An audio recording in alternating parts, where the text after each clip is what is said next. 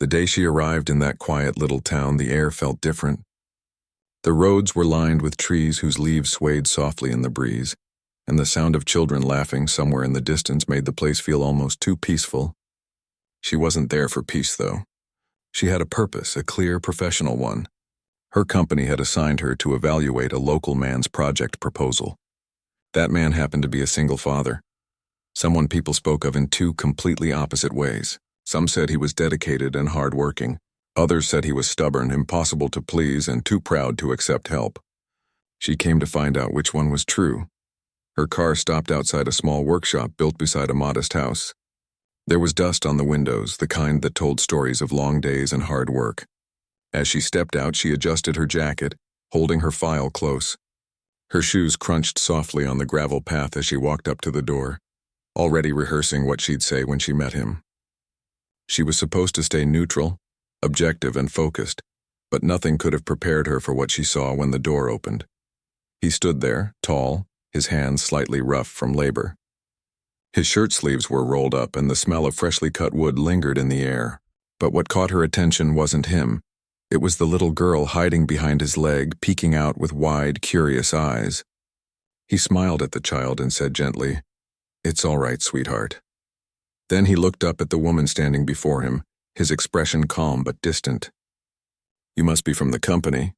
"Yes," she replied, straightening her shoulders. "I'm here to assess your project. It should only take a few days." He nodded, opening the door wider. "Come in, then." The inside of his workshop was simple, tools neatly arranged, wooden furniture at different stages of completion, and drawings pinned to the wall. He worked with his hands, that much was obvious. Everything in that space felt alive with purpose, shaped by patience and quiet strength. The little girl climbed onto a stool nearby, swinging her legs and humming softly to herself. The woman tried to focus on her questions, but her eyes kept drifting toward the father and daughter. The way he looked at the child, it wasn't just love. It was devotion. He explained his project calmly. It was a plan to build affordable furniture for local schools, made from recycled wood. It wasn't flashy, but it was thoughtful. He wanted every child to have a desk to sit at, no matter how poor their background. The simplicity of it surprised her. She had read his proposal before arriving and expected something less emotional, more technical. But here he was, speaking with quiet pride, not about profits, but about children who needed a chance. When she asked about the logistics and costs, his answers were direct and precise. There was no sugarcoating, no attempt to impress. He spoke from experience, not theory. She respected that, though she didn't show it. Instead, she kept her expression professional, taking notes, pretending not to notice how her heart softened each time he smiled at his daughter. After a while, he offered her tea and they sat outside under a tree. The sun was setting, painting the sky in shades of orange and gold. The little girl ran around the yard, laughing freely. The woman found herself watching her, lost in thought. She hadn't realized how long it had been since she'd seen such simple joy. Her world was full of meetings, reports, and deadlines, not laughter and evening light. "You look like you're from the city," he said suddenly, breaking her thoughts. She smiled faintly. "Is it that obvious?" "The way you hold your cup," he said. "Careful, like you don't want to drop anything." She raised an eyebrow, half amused. "And you seem like someone who doesn't care what breaks." He chuckled softly. "You learn that some things can be fixed and some can't, so you stop worrying about the small cracks." Something about his words stayed with her. He spoke like a man who had lived through things he didn't talk about anymore. The kind of pain that didn't need to be described to be understood. When she returned to her rented place that evening, she couldn't stop thinking about him. She opened her laptop to type her first day's notes but found herself staring at a blank screen. All she could think about was that small workshop, the little girl's laughter and his calm, steady voice. She told herself it was just professional curiosity, nothing more. But deep down she knew it was something different. The next morning she returned earlier than planned. He was already at work, sanding a chair. The sound of it filled the room in a slow, rhythmic pattern. The little girl was playing with scraps of wood, pretending to build something of her own. When she saw the visitor, she grinned shyly and waved. "You're early," he said, not looking up. "I wanted to see your process," she replied. "My process?" he repeated, smiling faintly. "You mean my life." She didn't know how to answer that, so she simply stood there watching him work. There was something soothing about the way he moved. Patient, focused, gentle.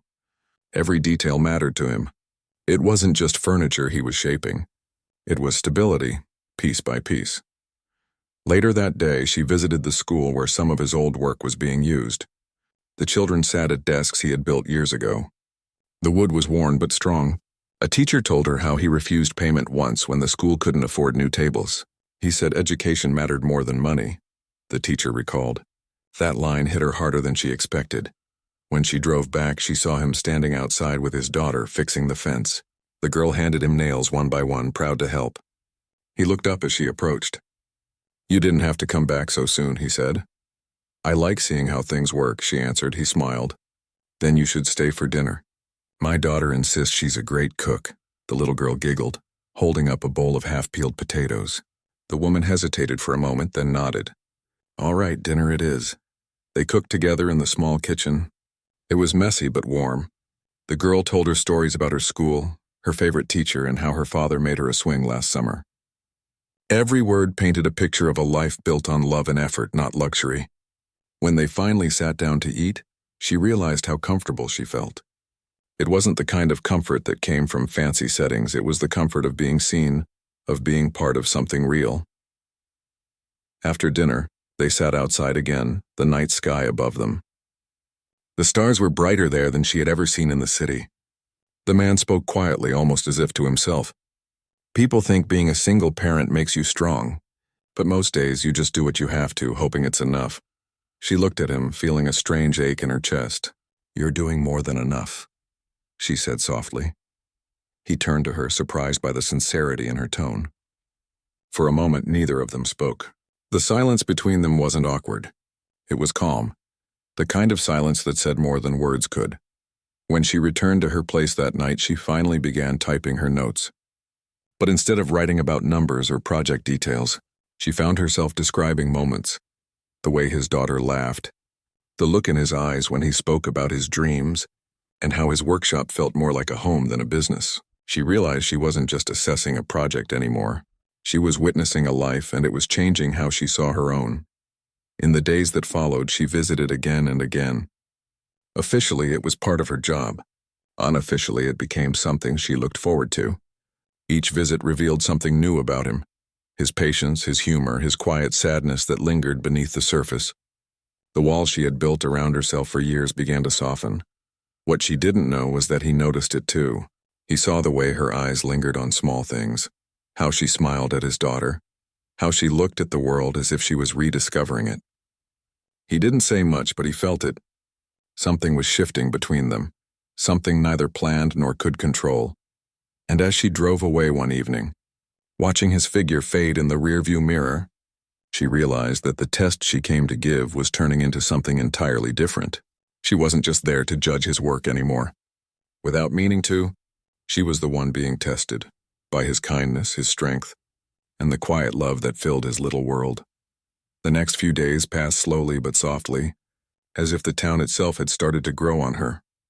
Each morning she woke up earlier than usual, took her coffee outside, and watched the sunrise stretch over the quiet rooftops. It was different from her city life, where mornings were loud and filled with hurry. Here things moved at their own pace, and somehow she didn't mind it anymore. When she arrived at his workshop again, she found him already busy. The sound of hammering echoed through the open yard. His little girl was sitting nearby, drawing with colored pencils on scraps of paper. The woman smiled as she walked closer. The child waved as if she had been waiting for her. "Morning," he said, not looking up from his work. "Morning," she replied. "You start early," he nodded. "Work doesn't wait for anyone, especially when you've got bills and a growing kid." She stood there for a moment, watching him shape a piece of wood with careful hands. Every move he made looked steady, full of quiet focus. There was something about the way he worked. It wasn't just about earning money. It felt like every nail, every cut was part of a story he was building for his daughter's future. He finally glanced up at her and smiled faintly. "You're not just here to watch, right?" She laughed softly. "No, I came to ask a few more questions about your project. And maybe see how you manage all this by yourself." He shrugged, leaning against the workbench. "You learn to do what you have to. She keeps me going. He nodded toward his daughter. She's my reason for everything. The little girl looked up at them, her face lit with pride. Papa makes magic with wood, she said. He chuckled. Not magic. Just hard work, the woman smiled. Sometimes that's the same thing. As the day went on, she followed him around the workshop, asking about materials, costs, and delivery schedules. He answered everything calmly, though she noticed the strain in his eyes when he talked about finances. He didn't have sponsors or investors. Everything he built came from savings, odd jobs, and long nights. He never complained, but the weight of responsibility hung quietly around him. At lunchtime, she offered to help prepare something. He hesitated at first, but then agreed. They cooked together in the small kitchen. The child sat on the counter, passing them things from the shelf and giggling when flour got on her father's face. It was such a simple scene, yet it filled the room with warmth. For a moment, the woman forgot about her assignment and just enjoyed being there. You cook well, he said as they sat down to eat. I don't, actually, she admitted with a laugh. But I guess it tastes better when you're not rushing through it. That's how life is too, he replied. If you rush, you miss the flavor. His words caught her off guard. She looked at him quietly for a moment, realizing how much wisdom hid behind his calm tone. There was something about the way he saw life that made her want to listen more. Later that afternoon, it started to rain. The roof of the workshop made a soft, steady sound, and the child ran out to dance under the drops. He shook his head with a smile. She loves the rain. Says it feels like the sky is washing away sadness. That's beautiful, the woman said softly. She's a dreamer. Got that from her mother. It was the first time he mentioned his late wife. The air grew still. She didn't want to pry, but he continued on his own. She passed away 4 years ago. Car accident. I was working late that night. Sometimes I still think about the call I missed. The one she made right before. He trailed off, his voice quiet. The woman didn't know what to say. Her chest tightened. She looked at him, then at the little girl outside, twirling in the rain. You've done a good job, she said finally. She's happy. That says a lot. He gave a small smile, one that carried both pain and gratitude. I try. Some days are harder than others. But she keeps me alive. When the rain stopped, the three of them sat outside watching the water drip from the tree leaves. The air smelled fresh, and for a while no one spoke. It was one of those quiet moments that said everything without needing words. That evening, as she drove back to her place, she realized something had changed in her. She wasn't just here to write a report anymore. She was beginning to care not just about his project, but about him and his daughter. It scared her a little. She had always been the kind of person who kept emotions out of her work. But now emotions were all she could think about.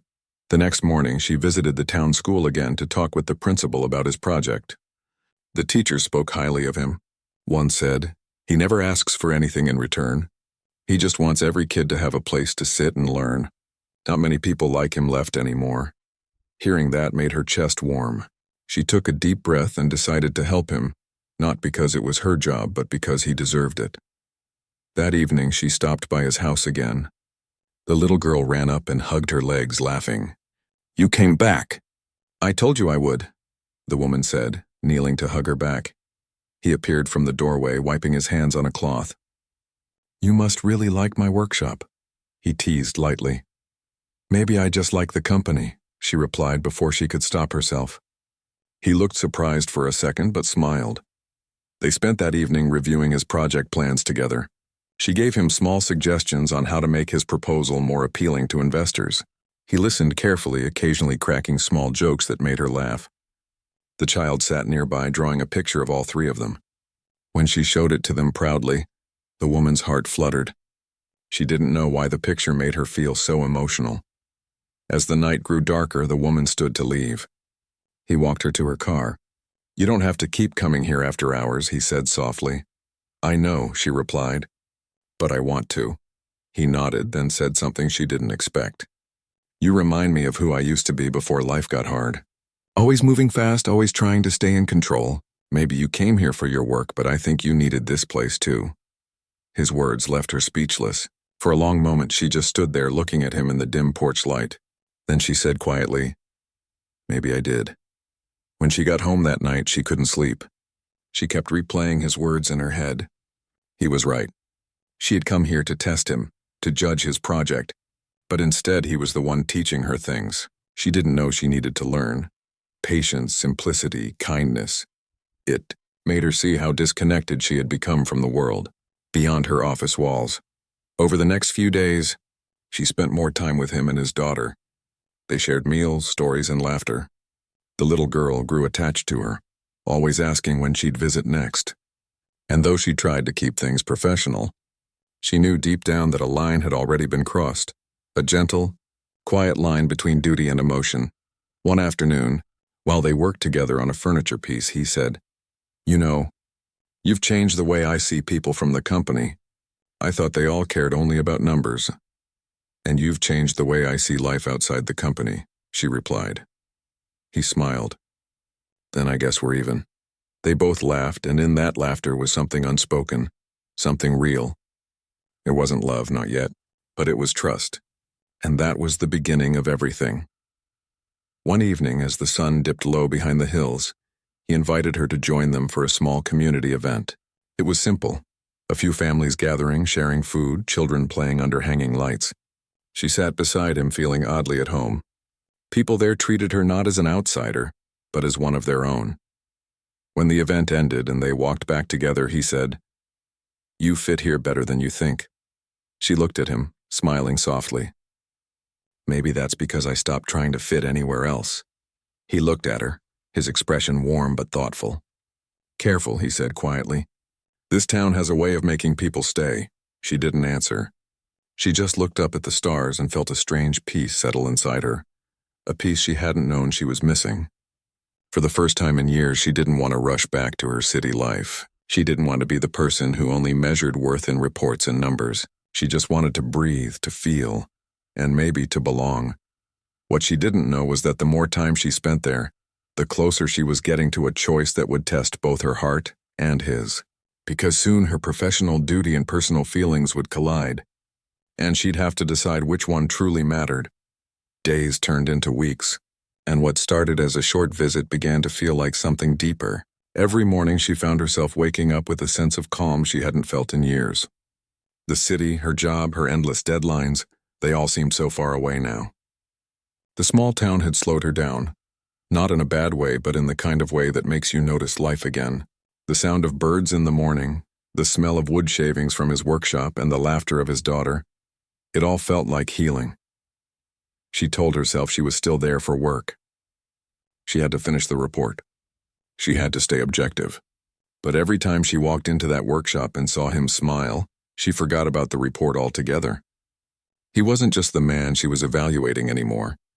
He had become someone she looked forward to seeing, someone who made her day lighter without even trying. One morning she found him outside, fixing the roof while his daughter played nearby. She called up to him. "You really do everything yourself, don't you?" He looked down with a grin.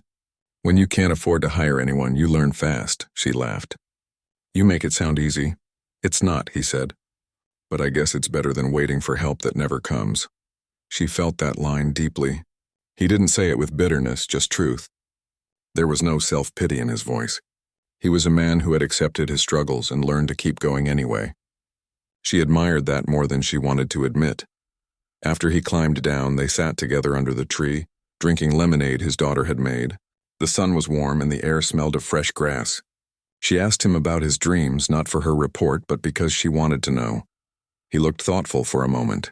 "I don't think about dreams much anymore," he said. "Life teaches you to focus on what's real. My dream is simple now, to see my daughter grow up happy. That's enough for me." His words were gentle, but they struck something inside her. For years she had chased success, promotions, and recognition, yet none of it had ever felt like enough. But here was this man, living a quiet, humble life, and he seemed more content than she had ever been. Later that day, she helped him paint some old furniture for the school. At first, she made a mess of it, and he laughed. "You're going to paint your shoes at this rate," he said. "Well, at least they'll look new," she replied, making him laugh harder. They spent the afternoon working side by side, teasing each other, sharing small stories. It felt so natural, so easy, that time slipped away unnoticed. The little girl kept bringing them snacks and lemonade, giggling at their playful arguments. It was one of those simple, perfect days that made everything else fade into the background. That evening, As they cleaned up, he said softly, "You know, I didn't expect to enjoy this part of the project so much." "What part?" she asked. He looked at her. "The part where someone actually listens." She didn't answer. She just smiled and looked away, feeling something warm and heavy in her chest. A few days later, she received a call from her company's head office. They wanted her report soon. Her heart sank as she listened. It was a reminder that this peaceful time had an end. She had a job to do, a decision to make that would affect his future. She hung up the phone slowly, her mind spinning. How could she judge him fairly now when her heart was no longer neutral? That afternoon, she found him fixing a table. "You seem quiet today," he said, noticing her distracted look. "I just have a lot to think about," she replied softly. "About your report?" he asked. She nodded. "Something like that." He studied her face for a moment, then said gently, "Don't let work take away what's real. I used to do that too." His words hit her harder than he knew. She smiled faintly and said, "You really do have advice for everything, don't you?" He chuckled. "Only when it comes to mistakes I've already made." That night she couldn't sleep. The little house she rented felt too quiet. She thought about him and his daughter, their laughter, their small world that somehow felt more meaningful than anything she had known before. She realized how attached she had become, not just to them, but to the simplicity of their life. It was terrifying and beautiful at the same time. The next day, she decided to join them on a delivery trip to a nearby village. They loaded small chairs and desks into his old truck, and the three of them set off early in the morning. The road was long and dusty, but filled with laughter. The little girl sat between them, singing songs and making both of them laugh. At one point, the woman turned to look at him and found him smiling, not at her but at his daughter. That smile, pure and full of love, stayed with her the whole day. When they reached the village, the children ran to them excitedly. The new furniture meant so much to them. Watching the kids sit at the desks, touching the polished wood like it was something magical, made the woman's eyes sting. She looked at him and he just gave a small nod as if to say, "This is why I do it." On their way back, the truck broke down halfway. He got out to check the engine while she and the child sat in the back watching the sunset. The sky turned orange and pink, the kind of view she had only seen in pictures before. When he finally fixed the truck, his hands were greasy, his face tired, but he still smiled. "We'll make it back before dark," he said. She couldn't help but laugh. "You always seem to fix things right when they're about to fall apart." He looked at her for a second and said quietly, "That's what life taught me to do." They reached home late, exhausted, but happy. After dinner, as the little girl dozed off on the couch, the two of them sat outside again. The air was cool and the moonlight made everything feel softer. He turned to her. "When you leave, will you forget this place?" She looked down at her hands, unsure how to answer. "I don't think I could, even if I tried." He nodded slowly, as if that was enough. They sat in silence for a while, listening to the night sounds, crickets, the faint rustle of leaves, the calm hum of life continuing. The next morning, she received another call from her office, this time more urgent. They needed her final decision. Her stomach tightened as she hung up. She had to tell him soon. She had to tell him who she really was. Not just an evaluator, but the final decision-maker. The person whose word would decide if his project got funding or not. The thought of hurting him made her chest ache. He trusted her.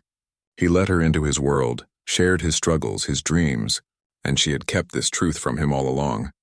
Every moment she had spent there now felt heavier, more complicated. That evening she arrived at his workshop, her heart racing. He was there, sanding a piece of wood, humming softly to himself. The child was nearby, drawing as usual. She hesitated before speaking. "There's something I need to tell you," she began. He looked up, curious. "What is it?" "I haven't been completely honest with you," she said, her voice trembling slightly. "I'm not just the person evaluating your project. I'm the one who decides if it gets approved." He froze.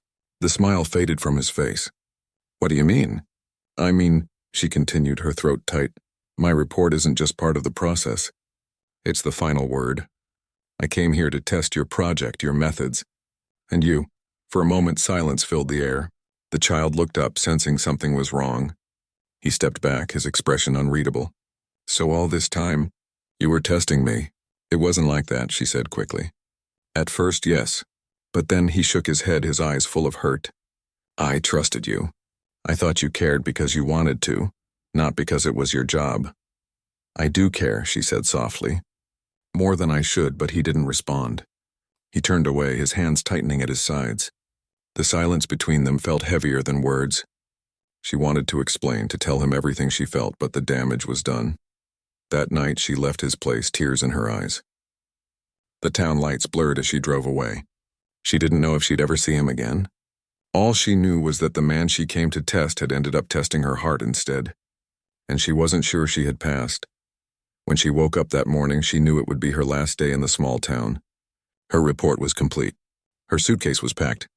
Yet her heart felt heavier than it ever had before.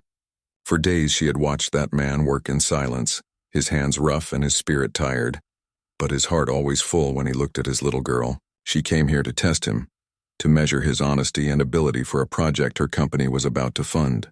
But what she didn't expect was that somewhere along the way, she had started to care, not just about his work, but about him. She tried to ignore the ache in her chest as she walked into the community site for the last time. The man was already there, fixing a fence post, his daughter sitting a few feet away, drawing in the dirt with a stick. The air was warm, the morning sun soft, but inside her there was a storm she couldn't quiet. He greeted her politely, though his eyes held questions he never asked. She had been more distant since yesterday, busy finishing her notes and taking phone calls that didn't seem to end. He didn't know that each call was with her company's board, people asking for her final opinion about him, about whether his project should move forward or not. She had defended him fiercely. She spoke about his work ethic, his love for his daughter, his honesty, and how his ideas could bring real change to the town. But when one of her colleagues mentioned how emotionally involved she seemed, she froze. Maybe they were right. Maybe she had crossed a line. He noticed her lost in thought and asked softly, "You okay?" She forced a smile. "Yeah, just thinking about the report." She didn't know that he had already heard whispers. Someone from town had told him she wasn't just a consultant. She was someone much higher, someone whose signature could make or break his dream. He didn't want to believe it, but the way she avoided his eyes now made it hard not to. By afternoon, the project site was quiet. The workers had left early because of the heat. Only the two of them remained, packing tools into the shed. His daughter had gone inside to nap, leaving them in the fading sunlight. He finally turned to her, his voice low but steady. "Why didn't you tell me who you really are?" She froze. Her heart skipped a beat. "What do you mean?" she asked, though she knew exactly what he meant. He looked down, shaking his head. "I'm not stupid. I know you're not just some field inspector. People talk. They said you're the one who decides if my project lives or dies." His tone wasn't angry, and it was hurt. She stepped forward, her throat tightening. "I didn't lie to you. I just didn't want you to treat me differently. I wanted to see how things really were without titles getting in the way." He gave a sad laugh. "And did you see enough?" Her eyes filled with tears. "I saw more than I expected." For a moment, silence stretched between them. The sound of crickets grew louder and the warm air turned heavy. She wanted to tell him everything, how much his kindness had moved her, how his daughter's laughter had become the best part of her days. But before she could, he said quietly, "You should have trusted me. I opened up to you. I told you things I don't tell anyone. But you were testing me the whole time." His words hit her like a weight she couldn't carry. "I didn't mean to hurt you," she whispered. I didn't know how to be honest without changing things." He nodded slowly, not looking at her anymore. "Well, you did change things." She wanted to say something, anything, but no words felt right. Instead, she turned away, wiping her eyes quickly. She could feel his disappointment like a shadow following her as she walked to her car. Before leaving, she looked back one last time. He was standing there, his hands on his hips, staring at the horizon. His daughter had come out and was tugging at his sleeve, asking where she was going. He didn't answer. That night she couldn't sleep. The hotel room felt cold, the silence unbearable. Her report sat open on the desk, ready to send. She read the first line again. Subject: evaluation of project proposal. It all sounded so formal, so lifeless. None of it captured who he really was. She closed her eyes and pictured his little girl running to him, her tiny arms wrapping around his neck. That was what mattered. That was what the project was truly about, giving people like him a chance. The next morning, she submitted the report. She recommended full approval. Her reasoning was simple. The man's honesty and commitment were beyond question. The project would bring jobs and stability to the town. But deep down, her reason was more personal. She believed in him. Days turned into weeks. She went back to the city, back to her structured life of meetings, suits, and deadlines. But she couldn't shake off the emptiness that followed her. She thought she'd feel relief once the assignment was done. Instead, she felt like she had left a part of herself behind. One evening, as she sat in her apartment with her laptop open, she saw his name flash across her email inbox. Her heart skipped a beat. She opened it immediately. The message was short and formal, a simple thank you for approving the project. But at the end, there was one line that made her chest tighten. "I just wish you'd trusted me enough to be honest from the start." She stared at those words for a long time. She wanted to reply, but she didn't know how. What could she say that wouldn't sound empty? She closed her laptop and leaned back, tears filling her eyes again. Maybe he was right. She had tested his honesty, but he had unknowingly tested her heart, and she had failed. Back in the small town, things were changing. Construction had begun.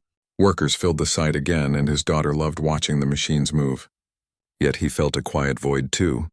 Every morning when he passed the spot where they used to talk, he thought of her.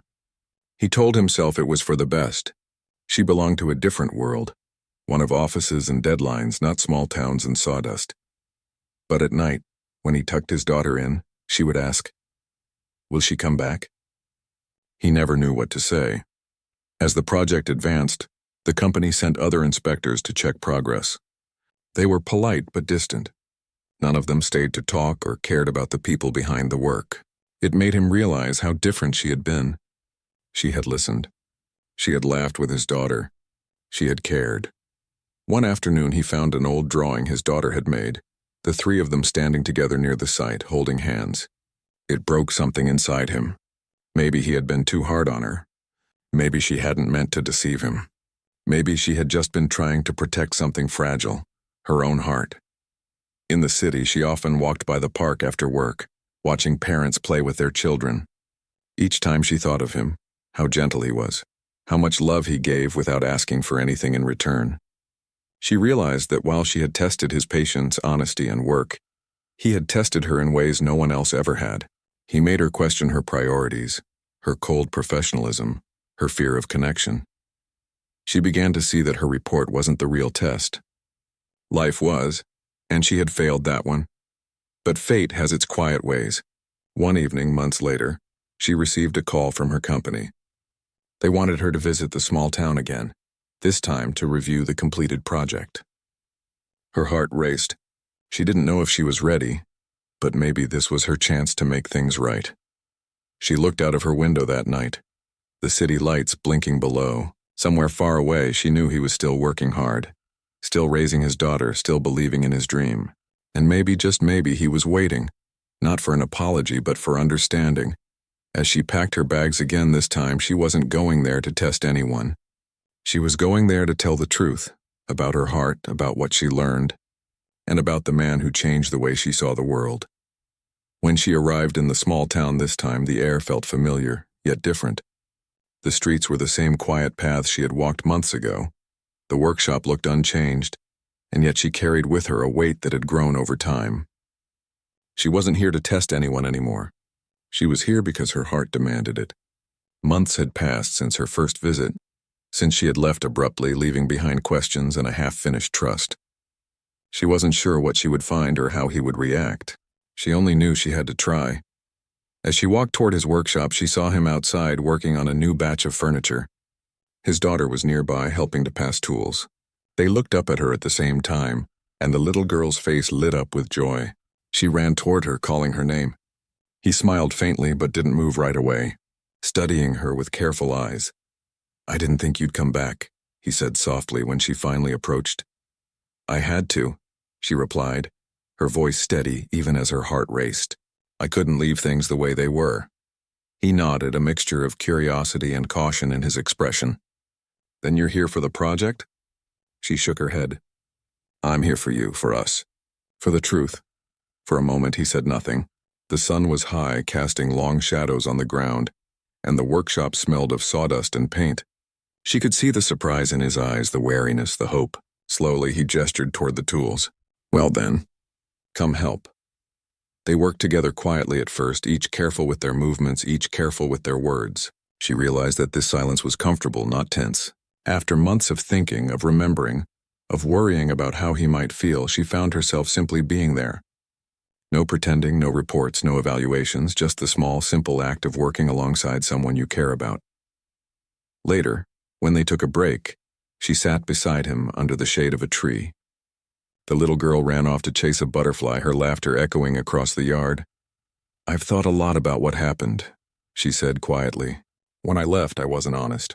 I let my job take priority over my heart, over you, over everything real. I thought I was protecting you, but all I did was hurt you. He looked at her, his expression guarded. You did hurt me, he admitted. I trusted you. I opened up and you left, but I also saw that you cared. That's why I didn't shut the door completely when you left. Her eyes filled with tears, but she smiled softly. I never stopped caring. I realized that you, your daughter, your work, you matter more than any report, any deadline, any rule I've ever followed. I don't want to make that mistake again. He was silent for a long moment, and she feared she had gone too far. Then slowly he reached out and took her hand. It was tentative at first, like testing whether it was real. When she didn't pull away, he held it gently, firmly, as if anchoring both of them to the present moment. The little girl came running back, holding a flower she had picked from the yard. For you, she said, handing it to the woman. You came back. She laughed, taking the flower and pressing it to her heart.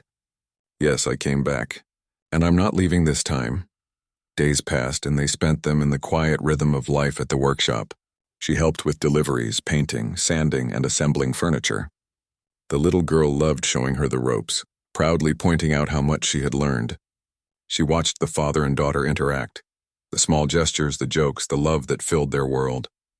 And every day she felt herself becoming a part of it, slowly, naturally, without force. One evening, they all sat outside after finishing the day's work. The sky was painted in shades of orange and pink. She turned to him, feeling the weight of months of unspoken words. I need to tell you something more, she said. I've learned that testing someone isn't about proving anything. It's about seeing the heart. And your heart. It's the most honest, kind, and strong thing I've ever known. He looked at her, his expression softening, his eyes reflecting the sunset. You're saying that after all this time? Yes, she said, her voice firm. I came here to test you, but I was the one who learned the most. You taught me about patience, love, and what really matters. And I've fallen for you. I can't hide it anymore.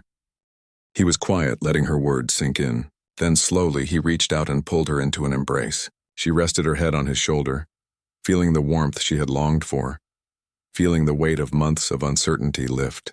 The little girl cheered, clapping her hands, proud to see her parents united in trust and honesty. The following days were filled with laughter and new beginnings.